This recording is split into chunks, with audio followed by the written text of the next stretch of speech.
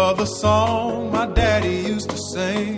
It was a soulful tune. He sang it when he woke up in the morning, first thing in the afternoon.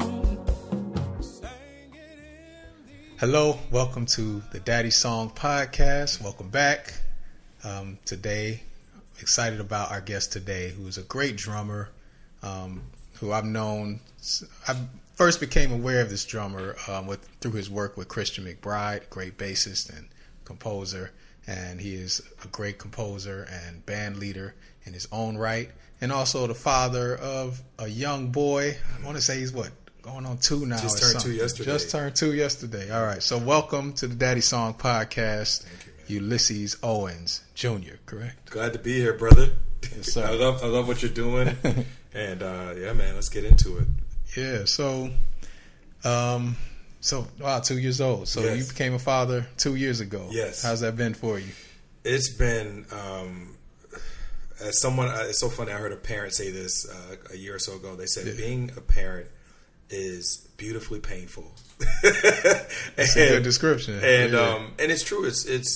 It's painful in that you're having to unlearn your singleness, right? Yeah. You know, I had a child, or created a child with someone I think that was later in life. You know, I'm 40 years old. Yeah. Most of my friends, I mean, my father said he had me at 31. Yeah. So I think having a child later in life had an advantage, because I always say to people, as my therapist told me many years ago when my son showed up, I wanted him. Like, I wanted him on this planet. So there was a certain level of love that I had for him because I wanted to fulfill that position. However, the painful or adjusting and adapting part was figuring out my life. Yeah. I'm a drummer that tours the world. You know, what helped was that we had him during the pandemic where I was inactive. Okay. So what has been the challenge is, you know, when he arrived, it was like I was just kind of chilling. I built my life in Florida. Now that he's coming into being a toddler, I'm now back to kind of the life I had before he existed. So now trying to juggle being in New York, also touring, being a band leader, wanting to build those things. Everybody who knows me knows I'm very ambitious and entrepreneurial. So tailoring that, because ultimately I want to be present in his life. So it's been great, but it is challenging. Children take a lot of time. More for me as a man, they take a lot of resources. So I find myself, the painful part has nothing to do with him or his existence. It's actually with the stress that I go through daily of, okay, how am I going to do this? How am I providing this? So there's a pressure that I deal with now because of my son's existence that I did not have before. But I also think I am more of a man than I've ever been in my life. I think having a child and a boy child makes you sit in your manhood and in your masculinity, because you now have to be that for someone who's watching you. So Right. Beautifully painful, man. Yeah, beautifully painful. That's very well said. So, I mean, and you made a good point. Is like, you know, having a child a little bit later in life, you know, because 50, 60 years ago, fatherhood for a lot of people began in their early 20s. I guess a lot more, like late teens, early 20s, mid 20s. You find that now fatherhood is beginning to happen a little bit later on. I think a lot of that is economics, you know, because we live in a different time. Like, you know, people could buy houses a lot easier, and the economic conditions were a little bit different. But at the same time, we're in a different place where, you know, we have, I guess, emotional resources, and maybe many of us are in touch emotionally a little bit more than our previous generations were. You know what I'm saying?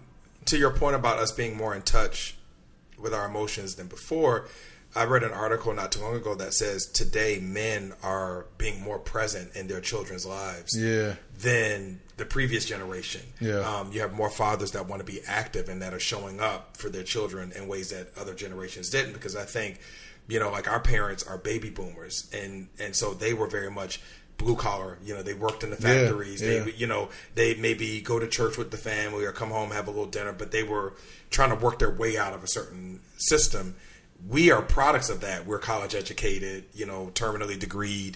So we kind of are the children of the promise, which means our lives are a little bit more of what we want them to be. Which, like, even for me, like, I come to New York 2-3 days, work my butt off, and then I just chill in Florida. Like, my time in Florida is for him.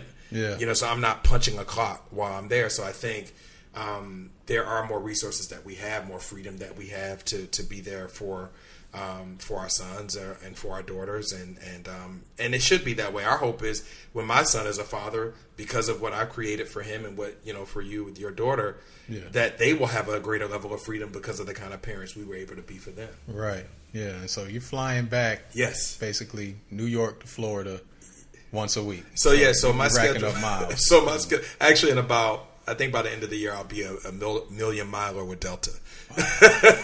Okay. So, but yeah, my schedule is I teach at Juilliard Tuesday through Thursday. I teach at 4 to 5:45. So I fly in. I try to get to New York and land around 1 p.m. at the latest. Okay. That gives me time to come to my place, change my stuff out, go to school. Then I finish my class on Thursday, like today, 5:45, and I'm taking an 8:30 flight. I will land back in Jacksonville at 11. Get home and chill out, watch a Netflix episode, and then I'm going to be up 8:30 at my son's house, picking him up, taking him to daycare, get work done during the day, then pick him up afterwards and spend time.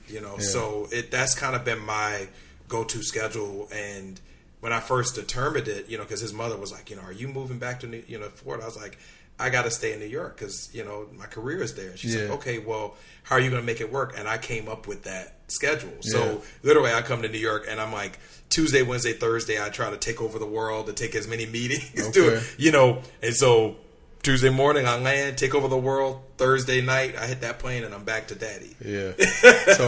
So how do you put in time to, take care of yourself in this? Because, I'll say this. It's actually so much easier for me when I'm in New York because in New York, all I have to do is worry about me. Yeah. Like literally when I'm done at Juilliard, if I don't have a gig, it's just me chilling, and I'm like, and then Wednesdays, unless I have meetings or gigs or recordings, I'm just chilling all day. Okay. I actually, like New York, I laugh, is my rest place.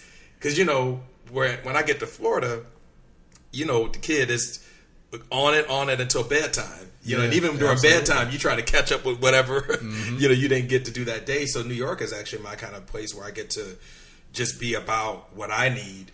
And sometimes I don't get sleep up until New York. And then when I get back in Florida, it's cool. Now that his mom and I have a schedule where I alternate weekends as well with him. Like this weekend is the first time I'll be home where I don't have him this weekend. We're doing a little party for him, but like she has him this weekend. So I actually get to like settle in, get sleep. Okay. But man, I had 38 years, if we talk adult life, 18 years of like, whatever I wanted, And also when my son was born, which I won't go too much into it, there was a period of time where she and I were working through some challenges. So I didn't have as much visitation with him. So I had all my time. So now within the last year, we have our visitation, all that stuff worked out. He's now more implemented into my life. But even then, my parents are incredible, man. And my family, like I have such a great support system. If I need, like, last week I just gotten off the road from Vancouver and I literally got off the plane, got him, made sure he was good, fed him, bathed, all that stuff. And my parents were like, you need a night, don't you? I said, yeah. They were like, we got him tonight. Yeah, so, yeah, man, that's so it works. Yeah, it's always helpful to have like other resources, like people that can step in and help out, man. Yeah, I couldn't do it without. That's indispensable. Yeah. Yeah, so I did mention in my little intro that you were a drummer and a band leader. I failed to mention teacher, which you are, an educator. You mentioned Juilliard, which is where you teach out of, among other places, of course. So how has, what are some of the parallels that you've noticed between your role as a father, your role as a teacher? Has one position influenced or informed the other? Or how does being a father impact your role as a teacher? Man, so in addition to Juilliard, for those that may not know, I have a family foundation called Don't Miss a Beat. Okay. It's an organization in Jacksonville. We're 16 years old now. and our goal through after school programming and through summer programming is to activate children, what I call at hope children. I hate that whole at risk children, but particularly children of color, through musical theater. Yeah. So we have great musical theater after school programming. We have what we call Broadway summer camp. Yeah. So kids come to us, and we spend 6 weeks. By the end, we mount a production. Same thing during the school year. So I'd already been working with kids, and these kids are ages 5 to like 18. So I've been working with kids. I adore kids. They're my reason. So I'd always had that relationship. However, when my son showed up and I had my child, it made me way more patient. Everybody knows with me being ambitious, I'm really big on excellence. Excellence is unavoidable. I'm very big on, it has to be this way, whatever. When my son showed up, it's not that I got softer, but I started realizing things aren't as cut and dry as you think. Like even as like when you take your kid through these different phases of, okay, getting them off the bottle to getting them onto this, or, the potty training, like it's not going to happen in the timing you want, or you want them to sleep through the night, as opposed to waking up, or, it doesn't work on your clock. You can set up a great system, but those things don't work the way you want. And then all of a sudden you wake up and they're sleeping through the night and you didn't realize it. And, or all of a sudden they don't even want the bottle anymore. They're ready for the sippy cup. Like it's you can engineer as much as you want, but then you have to wait on evolution to take its course. Right. To your point, what fathering has taught me directly, fathering my son, is to be the best you can be the best example, set up a great environment, curate his world, make sure he's exceptionally educated, all those things, but then just let God and let life take its course. And I think before I was more into like, I have to do that, and now I realize ain't nothing happening outside of God's time. Yeah, I think So, fatherhood it shows you the nuances of learning and development. Yes. Because when you're a teacher, you're away, you teach your student. Yes. They go away for a week or hours, a couple of days, whatever. You see them again. Yes. And then, they've learned what they learned. If they practice, they've got it a little better. Yeah. If they haven't practiced, maybe not. Yeah. Even if they have practiced, sometimes they still haven't gotten it. Mm-hmm. So as a father, or a parent, you have the opportunity to watch your child learn something every step of the way. And Absolutely. Then you start to see, I guess, you stop taking for granted, you can anyway, the way that children's and human beings learn. I remember my daughter, the way, in terms of her learning language, when she would say thank you for the longest time, when she first started becoming verbal, instead of saying, she couldn't say thank you, she would say goo-goo. But she would say it like, I say thank you, she said goo-goo. She knew what the word was, and but I think I remember the day when she actually started, she transitioned from saying that to actually saying thank you. And it's like, you see the nuances in how learning happens, development happens. And you say it softer, which is true, and that's not necessarily a bad thing, because children can make you softer, because you can become more sensitive to the fact that children, as they are learning, they're most of the time, they're trying their best. We get frustrated when, especially as like artistic or what your coach or of some sort, you can get, I guess, impatient with your child because they're not picking something up. Right. But you also recognize that, okay, they are trying their best. And so that's where the patience thing comes in. Yeah, I wanted to comment too what you talked about when your daughter, her journey into being verbal. Yeah. Because my son is right smack dab in the middle of that. And how, you were able to interpret whatever she was expressing was what you were trying to get her to express. And it's funny because my son, as he's working, he's 2, he's working into being more verbal. His way of telling me what he wants is by saying thank you. So he'll, get to the bottom of the juice cup and he's like, thank you. Like, come get this. And so, to your point, it's interesting because you are being patient, but still learning how to interpret them where they are. Right. Versus as an educator before, especially you get, fortunate to get to a place like Juilliard, or you get fortunate to be bought in as this person that everybody will do whatever you ask. You normally don't have to function on other people's schedule. It's like they adapt to you because you're setting the course. Where with your child, you adapt to them.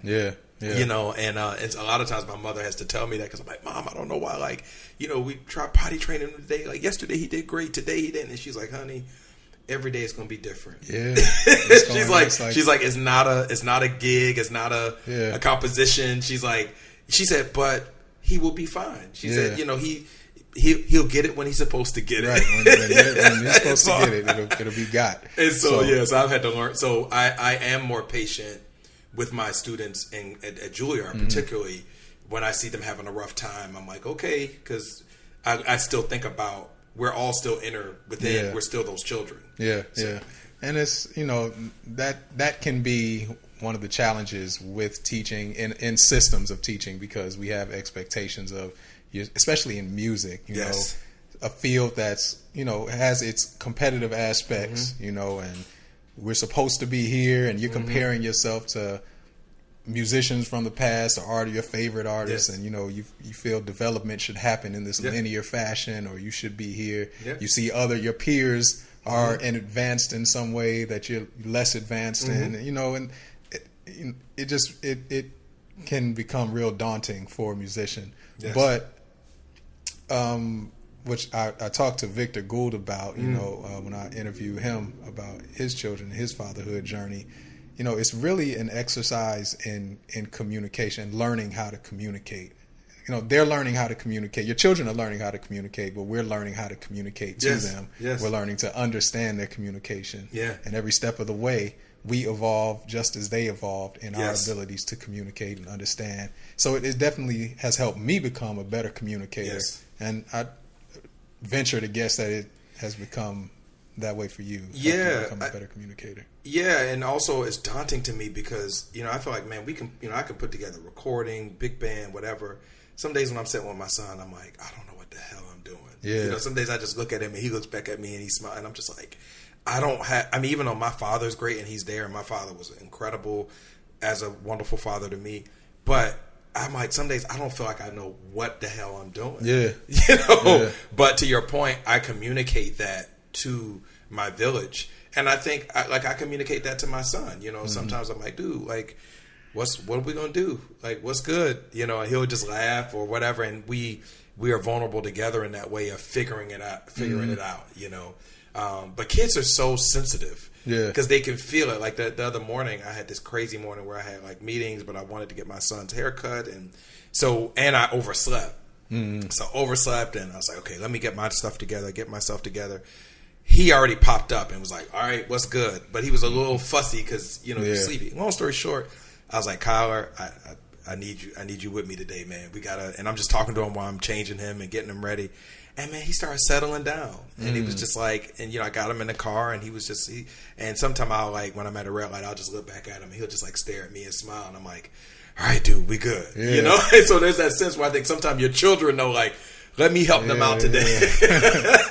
Man, it's a beautiful age, 2, 3 years old. You know, it has its challenges, just like every age does, man. But it's a beautiful age. I feel like their love is in its purest form at that age. Like you miss it when you're not around it. You feel it, you know, real palpable when you are, you know, because they're free from judgment as you know, as your parent. And they just accept, you know, what you have. So. And that can be for better or worse, you know, if you're not on your stuff, you know, if you're not on top of it, then they feel that, but they don't judge you, you know. They incorporate who you are into who they are a lot of times, you know. But it is a beautiful age. So you mentioned your parents, you know, your mother, your father, who are a tremendous help to you. And they're in Jacksonville as well. So that's where you grew up? Yeah, so I grew up in Jacksonville, Florida. Was there until I was about 18. And then moved here to New York to go to Juilliard. And my family has always been very active in my life. You know, even when we started Don't Miss a Beat, it was right after I graduated from college, 2006. And so even during college, I always was going back and forth, you know, with them, and we stayed very close. Then once we started the business together, we got even closer. So I feel like I have a rare experience in that when I left home, I didn't leave it spiritually. You know, like my parents stayed with me even through college, through all that. Then with the business. So then when Kyler came along, it was a natural progression of like, okay, now we're just going to add this beautiful thing into the mix, or beautiful person into the mix. He's also their first grandchild. And then right when the pandemic happened, 2019, I was going through a lot emotionally, and I was like, man, New York was draining me. Yeah. Like, it was just spiritually draining me, and I felt very depleted. And so through prayer, I was like, I need to move to Florida, though I was alrery going back and forth. So this whole thing of going back and forth for Kyler, I was already doing it anyway. It wasn't as frequent, but I was still doing it. So I was like, I'm going to move my home base to Jacksonville. I'm going to be real quiet about it. I'm just going to commute, work. Well, the pandemic, in that way, it was a blessing because I could be honest about where I live, because everybody was moving out of New York. Yeah. So my family has always been very helpful. So when Kyler arrived, it made it easier. And, you know, my parents, they've been together. In November 21st, it'll be 41 years they've been married. Wow. Being part of a system with my parents who they've been married 41 years, I have a image of what to look at, you know, and I tell people the funniest thing about my life right now is I see myself now being my father. Like, I see myself with my son, and I remember all the stuff my father used to do with me. Yeah. And it's amazing because my father's now the granddad, and he's doing some of the stuff he did with me with my son. So I'm really fortunate because my grandfather was never alive on my mom and dad's side. They were never alive for me. Okay. So I am getting a double blessing being a father, but then getting a chance to see my father with my son, and then also seeing my father me. Yeah. Yeah. So it's a blessing. And then, you know, my mother is great. So yeah, man, it's great. But the one last thing I was going to say too was Jacksonville is perfect because I can be a good parent and create a good life for my son in the midst of being a musician and dealing with what we deal with as economically as musicians. Yeah. I don't think I could afford to live in New York. Yeah, raising a kid in New York is not cheap. I don't know how people do it. I mean, it's expensive in Florida, and also it's convenient. Like, I have my car. You know, I live in a great place. I have an elevator. You know, like, so my life in Florida is very seamless in terms of moving my son around between he and his mother and I. Up here, like subways, I just couldn't imagine it. So Jacksonville has been great for me to be there to be in this stage of my life. Yeah. I mean, you'd figure it out either way, but I understand. I'm glad I don't have to. Right. I understand.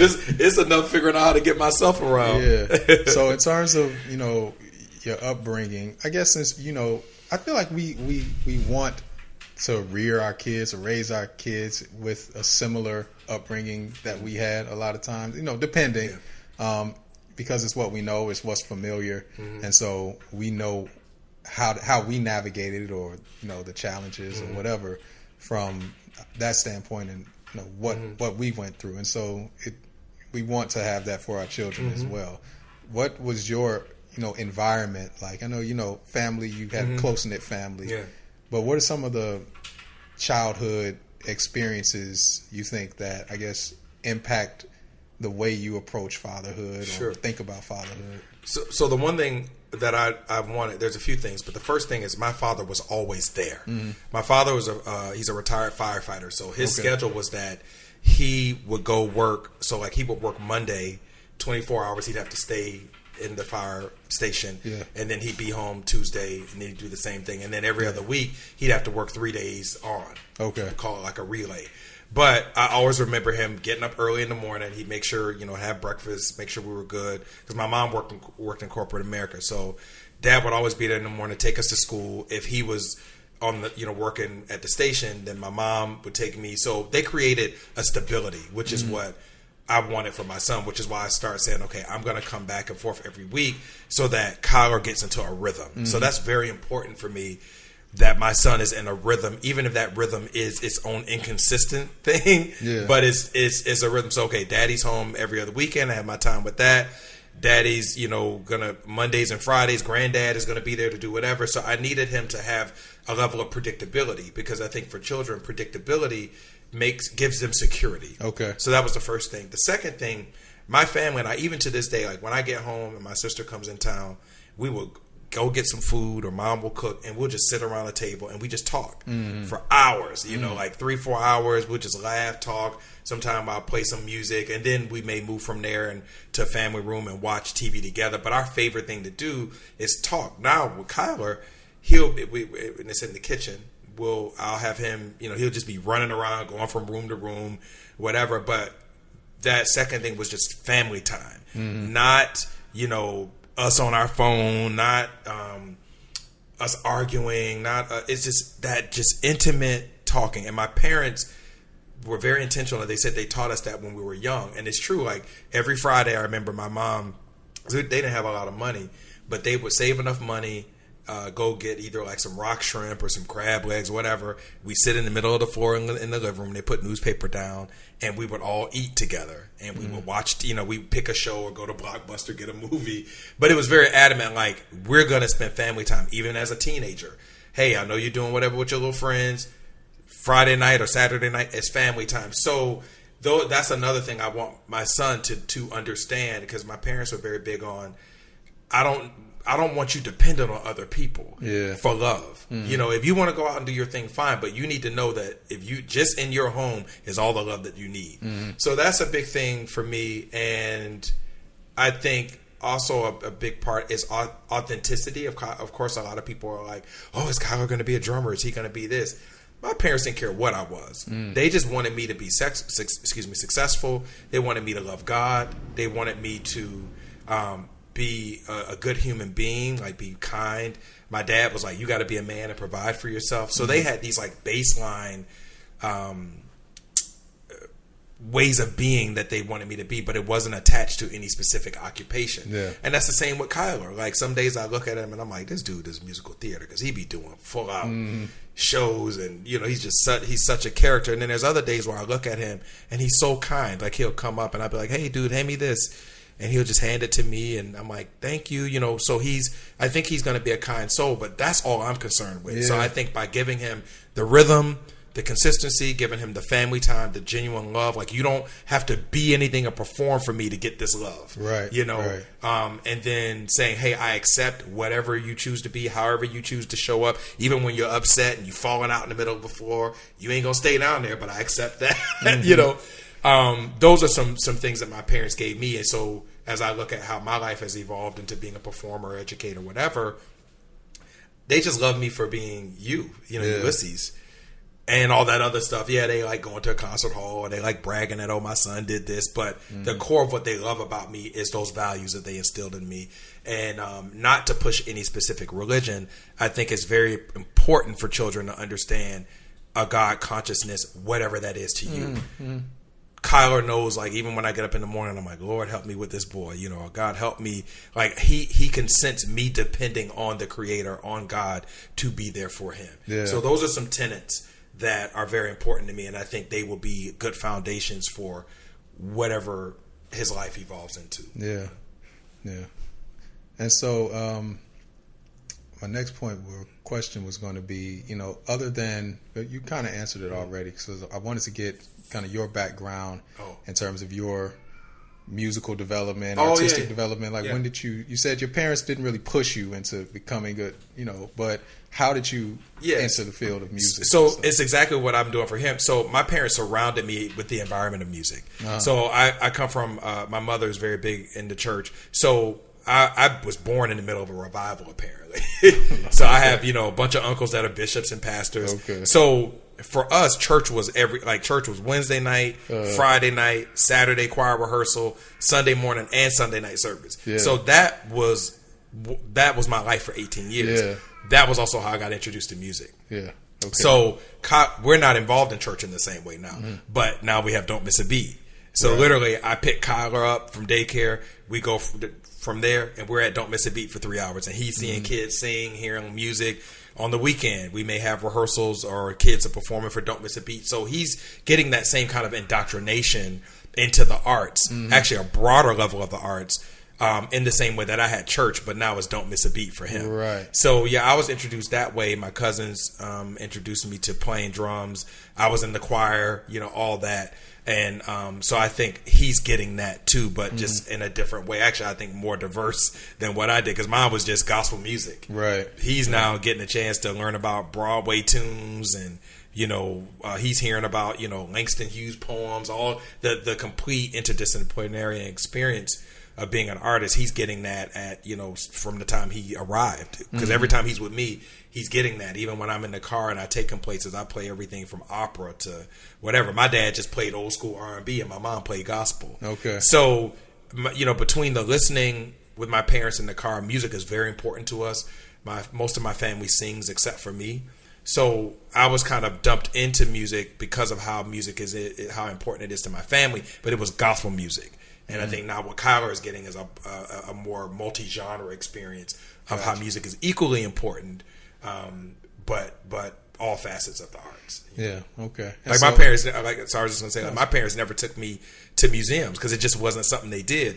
Kyler's already been. I mean, one of my major partners to my organization is one of the largest museums in Jacksonville. We go at least once a month.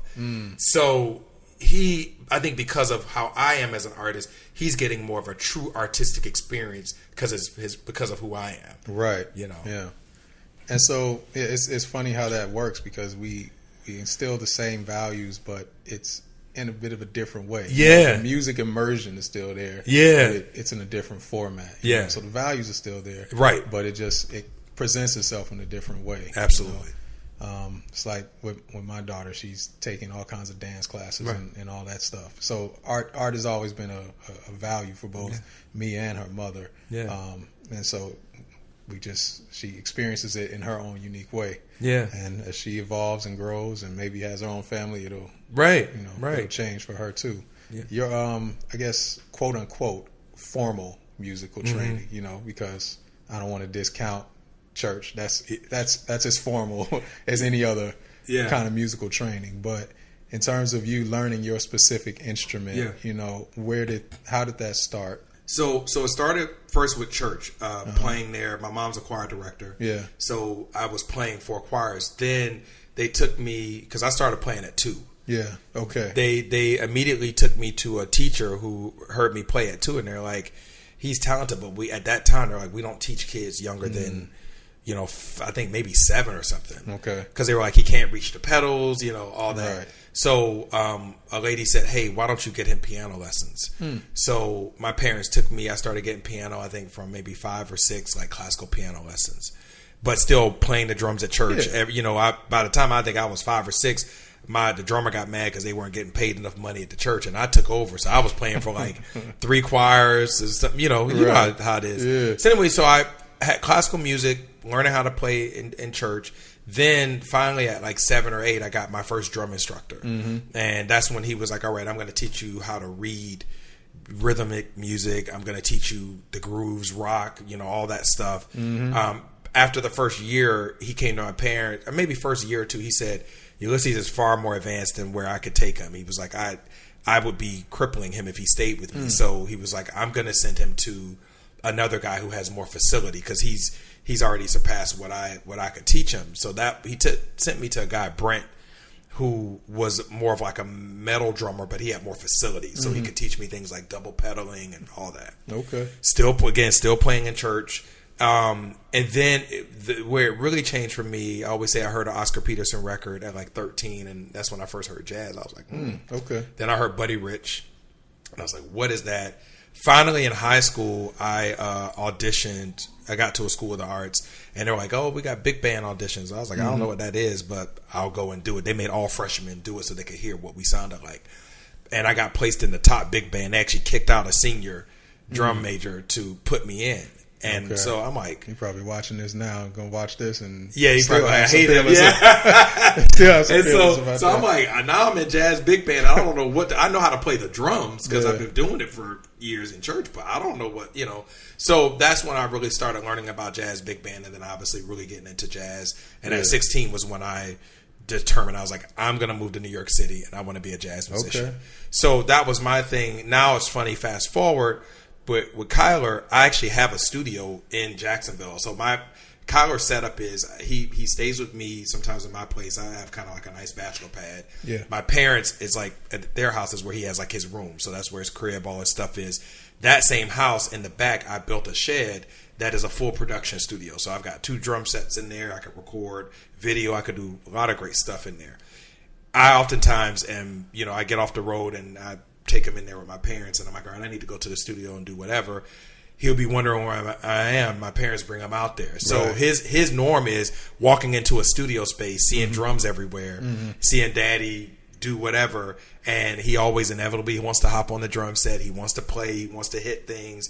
There's guitars, basses, everything out there. So I think what he has that I didn't have, he has a person that has like a space that he can safely explore. My only musical space was church. So, like, if outside of choir rehearsal, I didn't get to just go and sit on a drum kit and have fun. Yeah. So I think, again, that same kind of immersion, but very different. And also, I have my own stuff. So I think so I'm interested to see what he evolves into. It's interesting. He does more singing now than anything. I hear him singing a lot. Like when we're just in the car, he's like looking out the window singing. So I think he's going to be musical. The question is, I don't know what area that he will get into. Yeah, well, it'll be interesting to see how that goes. But I ain't gonna force him. Right. Yeah. And that's one of the questions I tend to ask, especially as musicians. Do you have a preference in there? Is there an inclination or a desire to see them follow in your footsteps in any kind of way? Some musicians are like, no, like do anything but this, but I want them to be artistically minded. Yeah. Like I want my kid, even if he's athlete or doctor, I want him to be able to say, I want to go to an art museum and see this exhibit. I want him, if there's a dance troupe in town, whether it's Ailey or Lamone or whoever, I want him to be like, yo, me and my friends or him and whoever he's romantically interested in, we got to go see Lamone. Yeah. Or if there's a really great theater, August Wilson, they're doing a reboot of a production. He's like, I need to go to that. Yeah. So I want him to have the same urge and appetite to value art. Whether he wants to be in it or not. I know his mom off the bat. She doesn't want him to do drums. She's like, y'all keep that at y'all house, But what I do want for him is him to be fulfilled. Yeah. And I'm happy, even with all the challenges, you and I talked about that earlier before we start filming, all the challenges it takes to creating a life for him, I still am happy with what I do. Like I love what it takes me to do to make money, to take care of him. Yeah. I love what I do. I want him to have that experience. So whatever that is for him, I don't want him feeling miserable, like he has to go punch a clock and I don't believe in that, because when you're unhappy, then that leads to all kind of other stuff. Yeah. So that's my only prerequisite, and I would be asking him constantly, like, dude, do you like what you do? Like, do you feel this is part of your purpose? Okay, cool. Now there's also times where you may have to go bag groceries to do whatever, but I want him to always be figuring out to make money. It needs to be tied to my purpose. Otherwise, that's when you start dealing with losing yourself. Okay. So. Yeah. So I want to pivot, I guess, into the idea of mentorship. The things that our parents or our mentors or people in our lives teach us, how they filter into or how they help define how we choose to parent. And so. You talk some about your father. I want to know, a little bit more about your father. Also, in terms of what your father showed you that you carry into, your father, the way you parent. Also, who are one or two of, mentors that you had that it's not your parent or not in your family, and how they impacted you, whether it be in your music career or lessons that you learned that help you in terms of fatherhood. So my father was poor, man. He grew up in West Helena, Arkansas. He lived in like 13, 14 homes from the time he was born to the time he was 18. So he went to the military, and the military was the first time he knew he could eat 3 square meals a day. It was where he first knew he could buy his own pair of shoes. He could buy his own car. So the military created financial freedom for my father and stability. So fast forward, when he starts parenting me and I'm starting to become an artist, he loved it, but he also hated it. He was like, I don't want you to be broke. I don't want you to suffer. I suffered my whole childhood. So I love that you play the drums, and my father loves music. He always said he wanted to play drums, but he was too poor to get an instrument. So he loved that I loved music, but he was like, you don't need to be serious about, like, you need to go get a job. So one of the only points of contention of my father and I early on was this: I love what you do, I'll support you. My father would take me to gigs, he would wait in the car, take a nap. I mean, he was fully there, but he was like, okay, but you going to the military?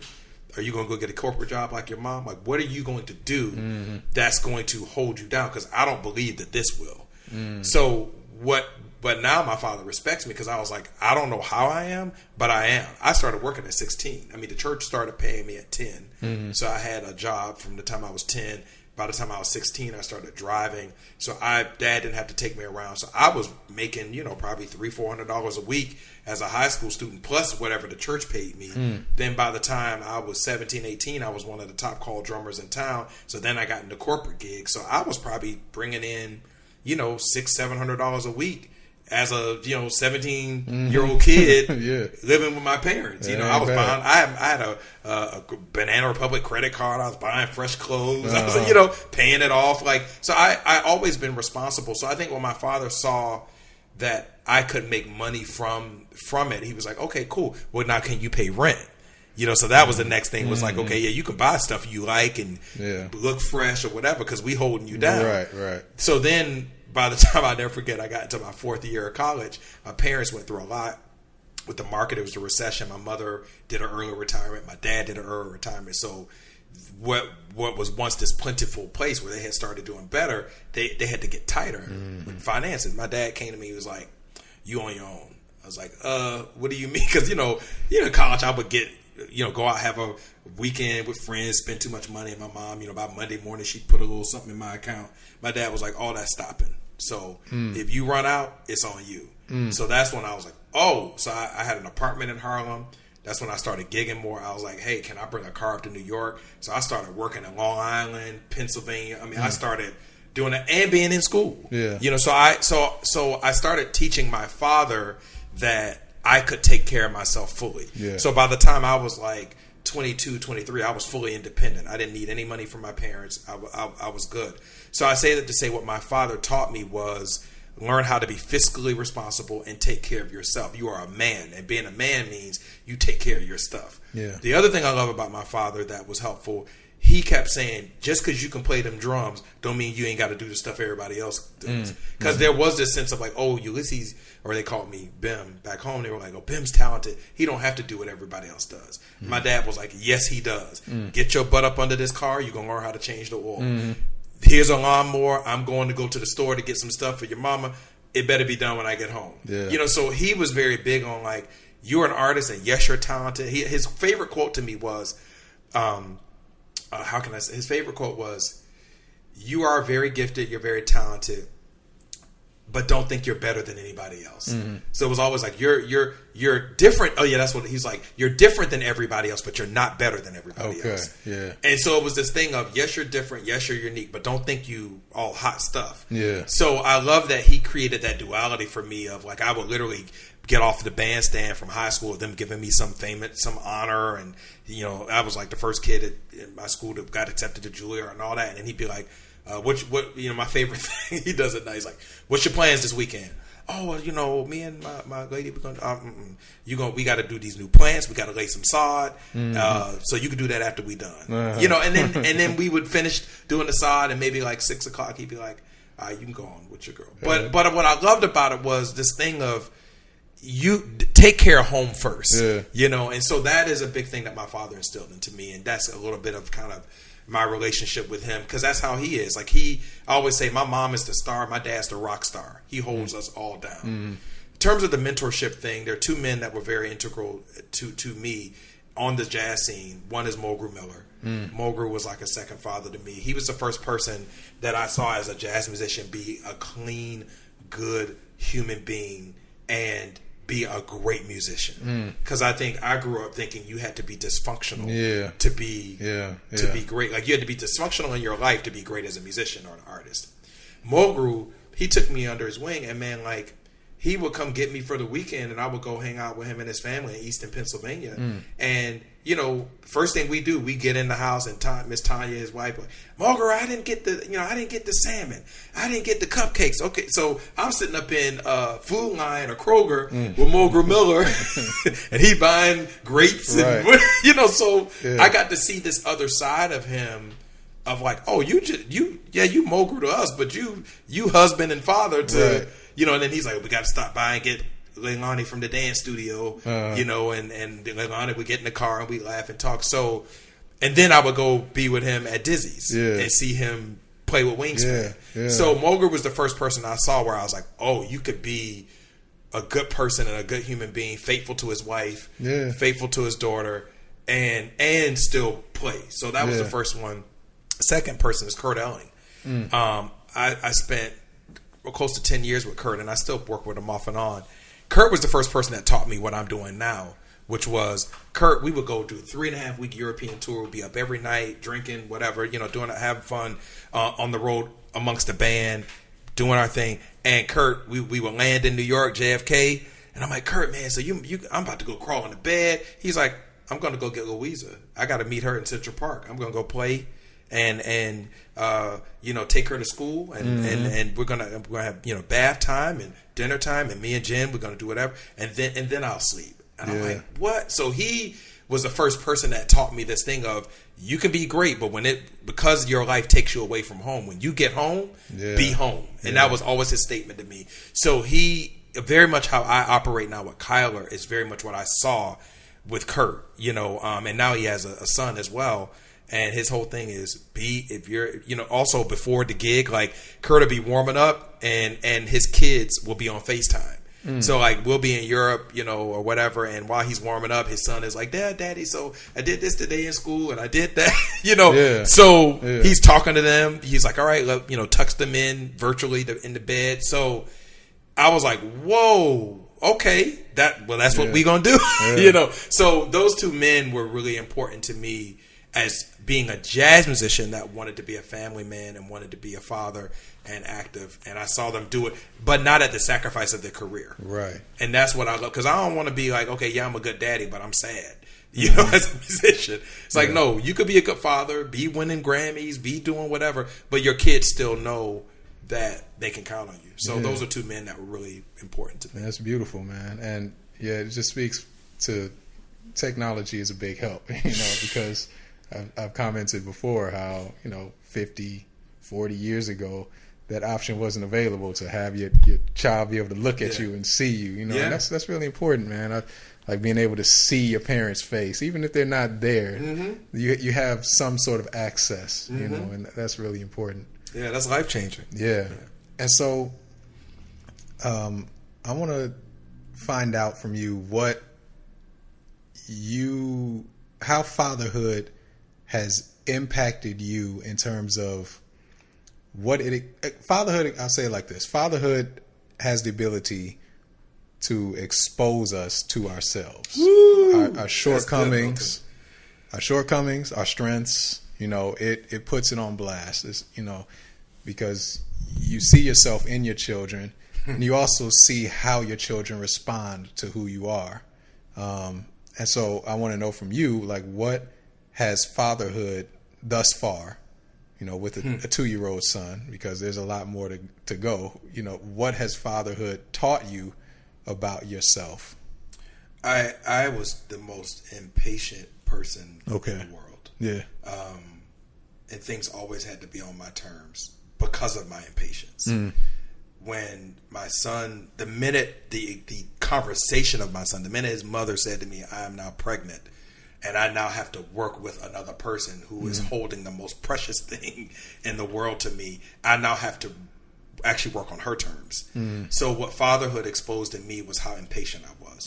And my mother always said that. She said, you've always struggled with your impatience. She said, but you're going to have to learn how to be patient now. And she was right, because I had to be patient for him to get here, and then he got here. And then I had to be patient to get access to him because of all the stuff I had to deal with, around that, because his mother and I aren't married. So we had to, deal with legal things and getting stuff, solidified. Then once I got him, being patient with how he operates. You know, I'm like, man, like I thought he was gonna have nap time. No, I'm Right. not looking at my clock. No, I'm looking. But I was saying, what I'd be saying, I'd be looking at my clock and I'd be like, man, I thought he was gonna go out for nap time like 30 minutes ago, and he just up, you know. Yeah. And so what I now, it's funny. I talked to some women that I used to date years ago, and they now see my father, and they're like, you are so different now. They're like, I like this version of you, you know, because it made me become more patient and just more grace. Yeah. I think the other word is flexible. Yeah, because but for me anyway, for you, because it was, you know, you get lulled into thinking that, okay, this schedule is how it's going to go because it went like this last week. You know, okay, she's going to take a nap at this time, and then I'll have this time to practice because she should be going to sleep at 2 p.m. So I'll be able to practice from 2 to 4. She usually sleeps 2 hours or so I have a little bit of time. Yeah. And then, you know, her mom is going, but then something happens that just like, okay, she wakes up at 2:30 and stays up until 6 or something. So it's like it taught me that you have to be flexible because what you think is going to happen may not happen. You have to be okay with having your plans shot to hell at any given moment. And also, I think part of that is a good thing. Like our kid, it's also how they love us, right? Yeah. Like my son, sometimes like I'll get him in, and I know you've experienced this with your daughter. He'll be sleeping in the car, and I'm like, okay, let me just quietly get him in. You know, and you're like, well, let me transfer him to the crib, and then he'll put his head down and he'll look up at me, and I'm like, dang, because you know, because I'm like, if he does it, I go make this drink, I sit out on the patio, you know, and he's up and he's like, hey, you know, and so to your point, you just learn how to be like, all right, that's gonna be another hour, you know, but again, because I wanted him, I wanted my son, I always wanted to be a father, you know, I've been married before, I was married really young, divorced young, so I've always said, if I get married again, whatever. I always wanted a kid though. Yeah. Like I was like, I don't care. I don't know about this marriage thing, but definitely I want somebody to carry on the legacy. So even in those times where he doesn't go down to bed as soon as he should, or he's up running or whatever, and I'm like, dude, you tired? You wiping your eyes? When are you gonna get in bed? I love all of it because I always wanted that position. You know, it's just like being a band leader, right? Like sometimes I'm dealing with band members calling and. Well, I thought it was going to pay this, or I thought it was going to pay that, or we going on the road this long, and I'm like, dude, you wanted to be a band leader, and so I just sit down, or I call a mentor to talk through it. Hey, how should I handle that? But I said I wanted to be the boss, so I'm never angry at what it is because I wanted it. But those other things where I didn't necessarily want it, that's when I'm like, okay, I ain't want this. I'm about to end this because this ain't important, you know.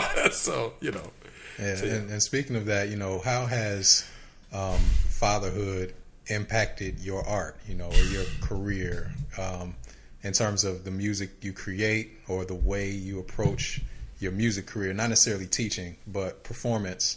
How has it impacted it? What are some of the challenges? I know, you know, we've already talked about kind of being away and scheduling and stuff like that, but have you seen it influence the way you write? Because I know you compose music too. Has it had any impact on that at all? So I'll just say, I'll keep this one short. I would say the first thing it impacts for me is how I choose who I play with. I typically only want to do band leader stuff now. Very rarely will I take on sideman stuff. But now my thing is what musical experience is worth me taking time away from my son. What can I? Because now I have some place to be all the time. Yeah. Right. So when I think about what music I take or what musical opportunities I take, I immediately think about that. I'm like, is this worth it? So I say no much faster now. And then two, there's the economic part of it as well. Of like, okay, if I'm doing this, is it paying this? Because I need to make sure whatever I do keeps that rhythm of the world I built for him, being in daycare. You know, making sure his mom has what she needs. So economically, I can't do a gig for $30 at whatever random club. Like, I'm not. That's not going to do anything for me. Yeah. I'm not saying there's anything wrong with that, but my financial threshold needs to be much higher because I I have things that are much more expensive than what $30 would help me with. Because the time I would take to do a $30 gig, I could be doing a $300 or $3,000 gig. Mm-hmm. So I have to be careful with that. Or you can just be with your child, Exactly, yeah.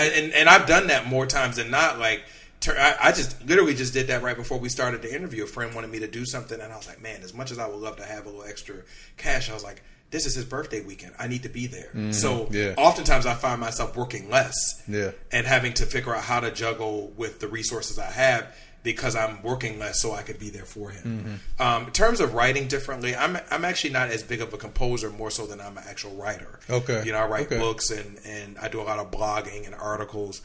I would say that it taught me to be more efficient with my writing. Okay. Because before, I'd be like, I was like amusing, I think I want to write about, blackness and the intersectionality of art. I mean, I need to go sit in the corner and muse. And now it's like, this dude is at daycare. I just dropped him off. It's 10 o'clock. I got to pick him up at 3. Yeah. Go get you some breakfast. Right at breakfast. Yeah. So I've had to speed up my process. Yeah. Because I now am not going to let my process of my writing interrupt my son and what I need to be to him. So I think I've become way more efficient.